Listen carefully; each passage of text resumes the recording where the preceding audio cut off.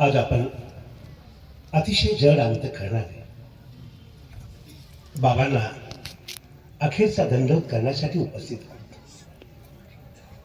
महानुभाव पंथ हा स्पर्श भक्तीला म्हणतो. ज्ञानलक्षण संबंधाच्या द्वारे तो स्पर्श होतो. त्यानंतर संबंध वंद्य विशेषाला संबंध झाला, स्थानाला संबंध झाला म्हणून तो वंदनीय आहे.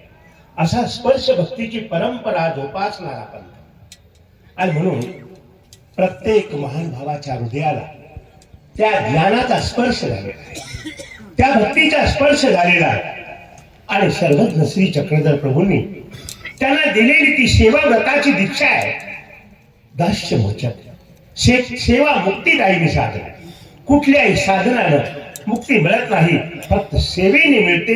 हे चिरंतन शाश्वत तत्वमूल्य सर्वज्ञांनी प्रतिपादन केलं आणि ते प्रत्येक संत महंतांनी वासनिकांनी आपल्या हृदयात जोपासलं.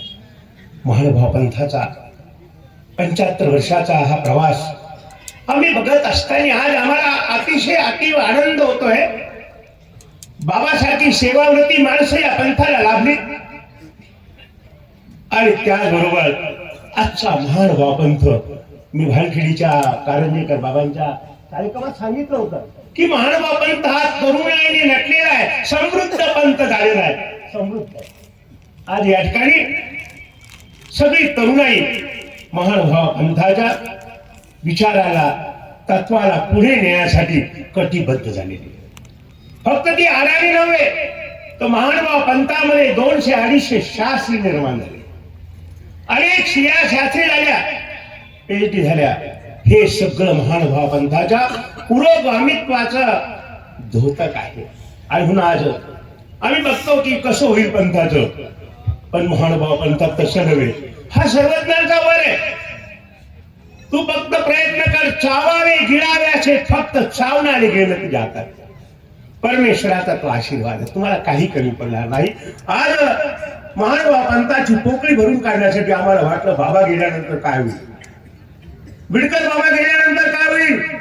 पण जसे बिडकर बाबा आणि कारंजेकर बाबांची जोडी, उदयमुख व्यक्तित्वाची जोडी आम्हाला पाहायला मिळाली, तशी आज आम्हाला 2 जोडी पाहायला मिळते. महानुभाव पंथाच्या सर्वांगीण विकासासाठी पुढे चाललेली आहे, समृद्ध झाला पाहिजे. आणि म्हणून बाबांचं जाणं हे दुःखद आहे.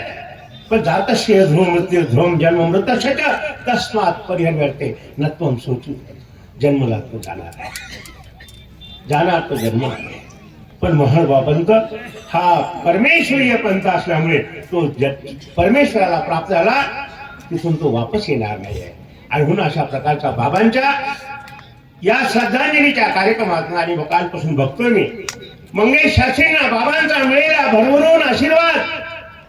ते तेवढ्याच ताकदीने त्या कार्याला पुढे चालवतील. महानुभाव पंथ हा ईश्वरीय पंथ आहे. हा कोणाचा पंथ आहे? ईश्वराचा पंथ आहे. त्याचं काहीच कमी नाही.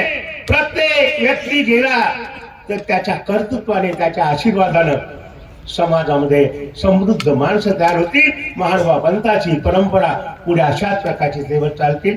एवढं बोलून मी माझी भावपूर्ण श्रद्धांजली बाबांना अर्पण करतो. बाबांनी केलेलं जे कार्य आहे ते अतुलनीय आहे. त्यांचा जो जनसंपर्क होता, त्यांचा प्रेमळ स्पर्श होता, संबंध आहे तो. कारण महानुभाव पंथामध्ये 4 संबंध सांगितले. तो संबंध अतिशय महत्वाचा आहे. त्यांनी प्रत्येकाच्या हृदयाला आपल्या विचाराचा, ज्ञानाचा आणि सेवेचा स्पर्श दिला. आणि म्हणून सगळी माणसं आज एवढं मोठं प्रचंड मंदिराचं, मठाचं बांधकाम सुद्धा 3 पिढ्याच्या पवित्र स्पर्शामुळे ते होतंय हे सुद्धा आपल्याला मान्य करावं लागेल. फक्त बाबा ते पाहण्यासाठी पाहिजे होते, ते गेले नाही. कारण इथं कळेना पुढे काय होणार आहे, कळेना मृत्यू देशी विदेशी, कळेना पुढे वेळ एकायची, ते सांगता येत नाही. आणि म्हणून बाबांना भावपूर्ण श्रद्धांजली अर्पण करतो.